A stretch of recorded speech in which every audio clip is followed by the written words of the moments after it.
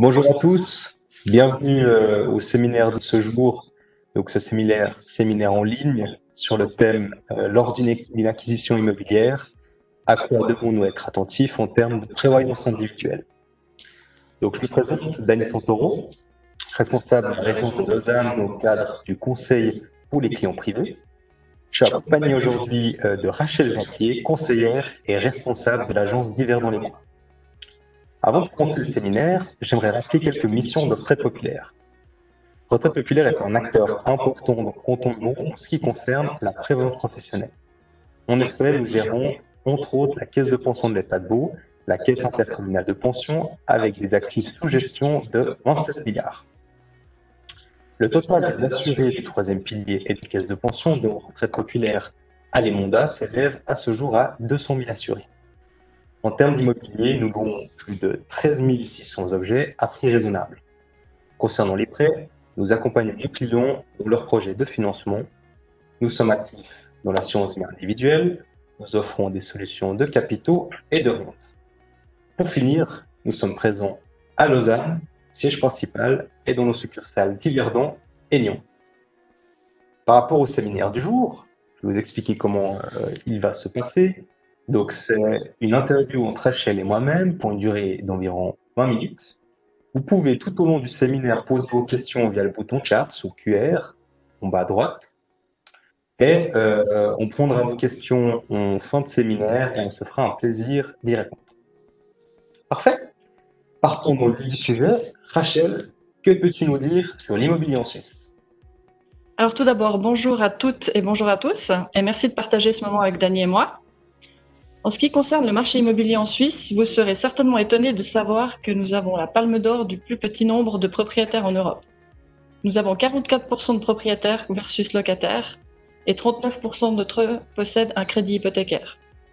À titre de comparaison, nos amis français sont propriétaires à 58%, et les champions d'Europe toutes catégories sont les Bulgares, avec un pourcentage de plus de 90%. Super, très bien Rachel, merci. Donc, par quelle étape dois-je commencer ou peux-tu me donner les étapes les plus importantes lors d'une acquisition immobilière ? Alors je dirais que la première chose à faire est de prendre rendez-vous avec un conseiller afin de déterminer ensemble quelle est la capacité d'endettement. J'entends par là de connaître jusqu'à quel prix nous pouvons aller pour acheter un appartement ou une maison.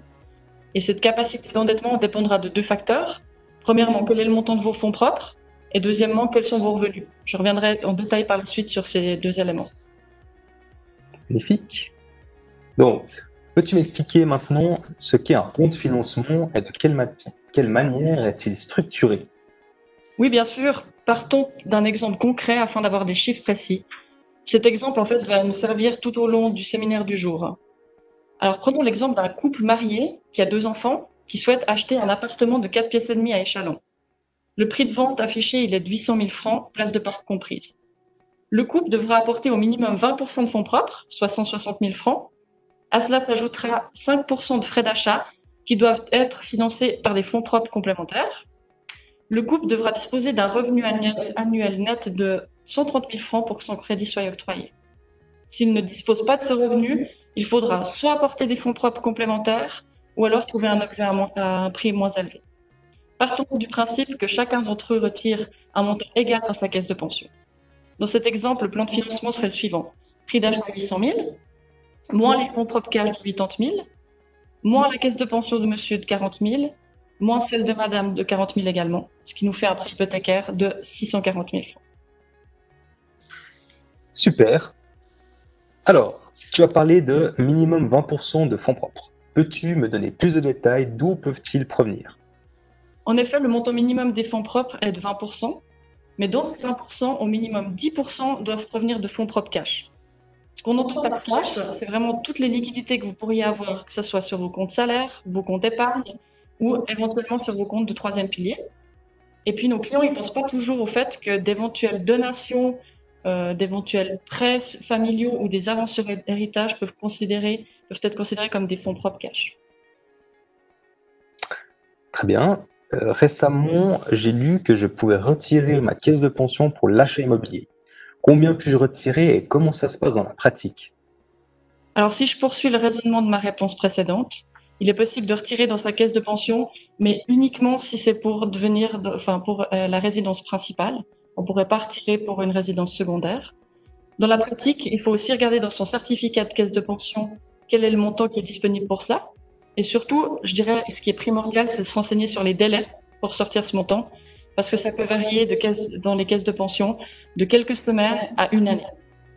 Le montant minimal du retrait, c'est 20 000 francs. Et surtout, il est primordial de se renseigner auprès d'un conseiller sur l'impôt qui sera perçu pour le retrait, car cet impôt devra être payé par des fonds propres complémentaires. Si on reprend l'exemple de notre couple des Chalands, un retrait de 80 000 francs en tout dans leur caisse de pension leur coûterait environ 4 300 francs d'impôt. Ok, super. Bah, dis donc, un délai de 1 an, c'est vrai que ça peut avoir ses conséquences. Merci Rachel. Du coup, à quoi je dois faire attention lors d'un retrait de ma caisse de pension pour acquérir mon objet immobilier? On m'a également parlé de nantissement. Peux-tu m'en dire un peu plus, s'il te plaît? Alors, comme mentionné avant, qui dit retrait dit imposition. De plus, le retrait implique dans la plupart des cas une rente de retraite moins importante et une diminution des couvertures en cas de décès ou d'invalidité. Le nantissement, à la différence, consiste à mettre en garantie sa caisse de pension plutôt que d'effectuer un retrait à l'intérieur.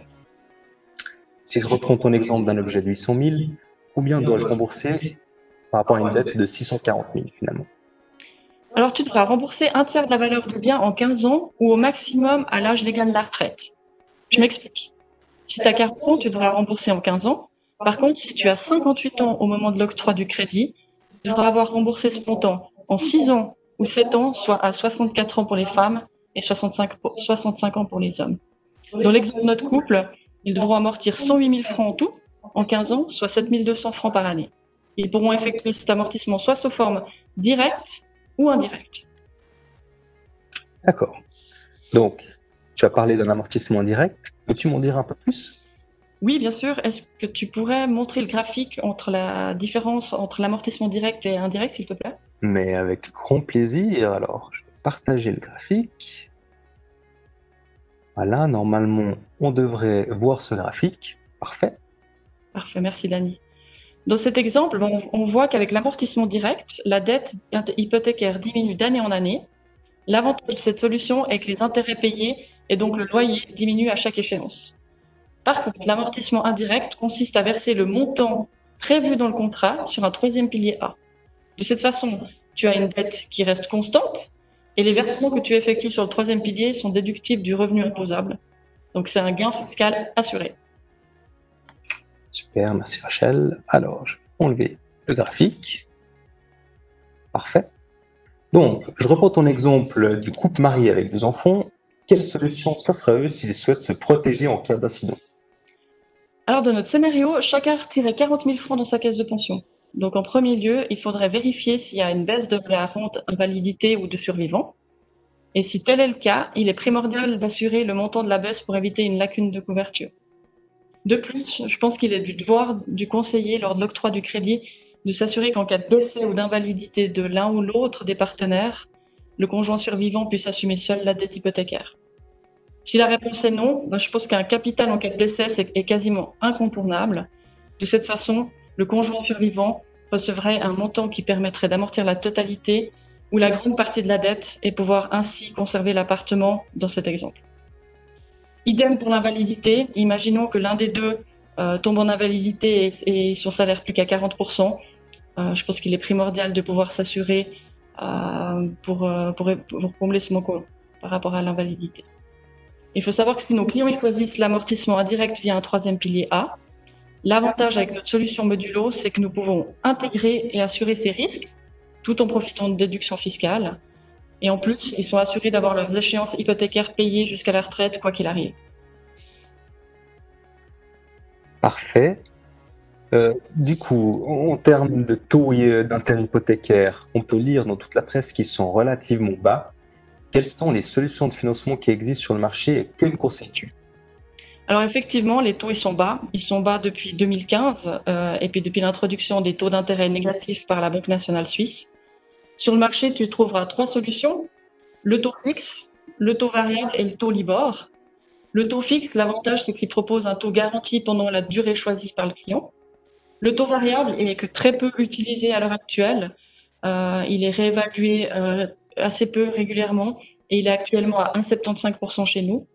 L'avantage de ce taux variable, c'est si par exemple tu as prévu une vente de l'objet dans les mois à venir, comme ça évite une éventuelle pénalité, j'y reviendrai. Et puis le taux Libor, c'est un taux qui est réactualisé tous les 3 mois. À l'heure actuelle, et étant donné en fait la faible différence que tu auras entre un taux fixe à 10 ans et un taux Libor, je conseille de privilégier un taux à 10 ans car ça permet de pouvoir avoir un budget défini pour les 10 prochaines années. Par contre, comme mentionné avant, attention si vous prenez un taux fixe de longue durée à ne pas avoir prévu de vendre l'objet car qui dit vente dit rupture de contrat et donc une pénalité à payer qui peut se monter à des chiffres très importants.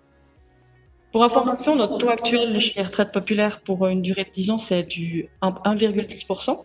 Donc si on reprend l'exemple qui nous a servi de fil rouge de notre fameux couple d'échalons, leur hypothèque de 640 000 francs, bloquée à 10 ans, leur coûterait 586 francs 70 d'intérêt par mois et 600 francs d'amortissement, soit un loyer total de 1186 francs 70 pour un 4 pièces et demi, et le tout garanti pendant 10 ans. À noter qu'il faut quand même pas oublier dans ce budget-là de prendre en compte les charges payées, mais ça reste quand même malgré tout nettement plus avantageux que d'être locataire à l'heure actuelle. Bon, parfait, super. Merci pour toutes ces réponses, Rachel. En tout cas, tu nous fais bien rêver envie de devenir propriétaire. C'est parfait. Donc, on arrive au terme de l'échange entre Rachel et moi. Je vais voir si du coup on a des questions. Alors.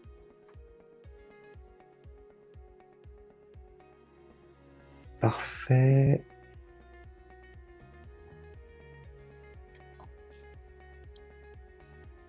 Alors, une question. Peut-on devenir propriétaire en France voisine?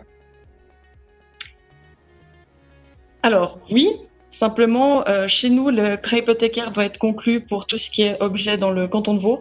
Donc, il y a deux possibilités. Soit, si on est déjà propriétaire sur le canton de Vaud ou en Suisse, de réaugmenter sa dette hypothécaire ici pour financer l'éventuel achat en France. Mais nous, on ne pratiquera pas de prêt hypothécaire pour des objets sur sol français. Donc, je dirais les solutions plutôt via des banques françaises directement.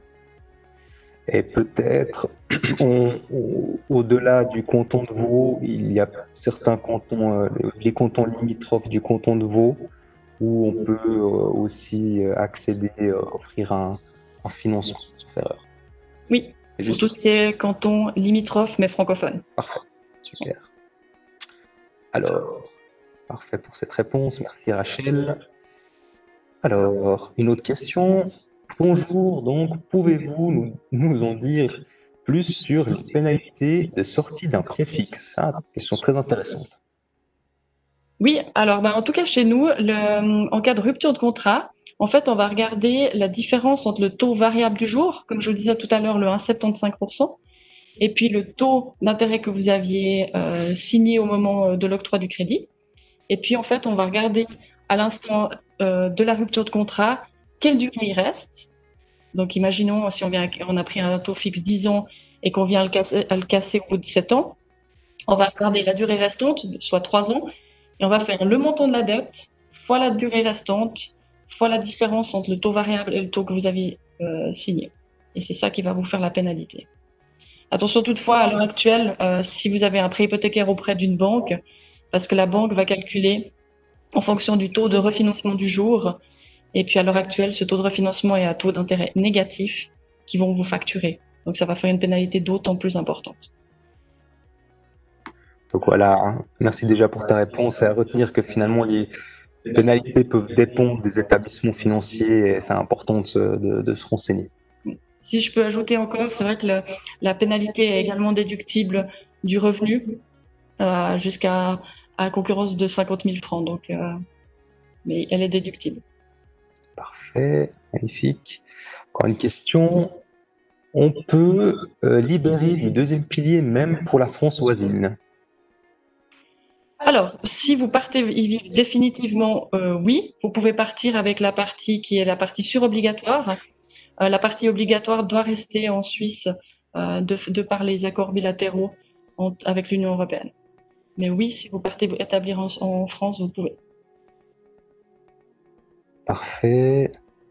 Encore une petite question.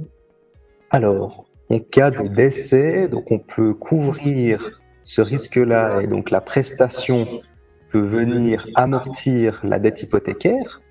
On l'a vu tout à l'heure sur notre échange par rapport au risque. Comment va être imposée finalement cette prestation qui va venir amortir ce prêt hypothécaire en cas de décès? Alors, tout à l'heure, effectivement, on parlait d'un capital en cas de décès. Imaginons qu'ils aient assuré un capital de décès de 100 000 francs, par exemple. En fait, si monsieur venait à décéder et que madame touche ce montant de 100 000 francs, ce montant il sera imposé en fait comme un troisième pilier A ou un retrait dans la caisse de pension avec un barème qui est séparé des autres revenus, un barème préférentiel. Donc si on reprend l'exemple des 100 000 francs, on serait à peu près au même chiffre que le retrait de la caisse de pension dans les 4 300 francs comme mentionné dans mon exemple. Parfait, merci pour cette ultime réponse. On arrive au terme des questions en tout cas, on arrive au terme de ce webinaire. Donc j'ai eu personnellement beaucoup de plaisir à partager ce moment avec vous. Si vous avez des questions ou vous souhaitez obtenir des informations complémentaires, n'hésitez pas. Je vous affiche là donc l'adresse email où vous pouvez sans doute nous contacter et poser vos questions, ainsi qu'un numéro de téléphone. Donc n'hésitez pas. Et merci pour votre participation, on a eu beaucoup de plaisir et je vous dis peut-être et j'espère à bientôt. Merci à tous, merci de votre attention, au plaisir. Au revoir Rachel. Au revoir Dani, merci.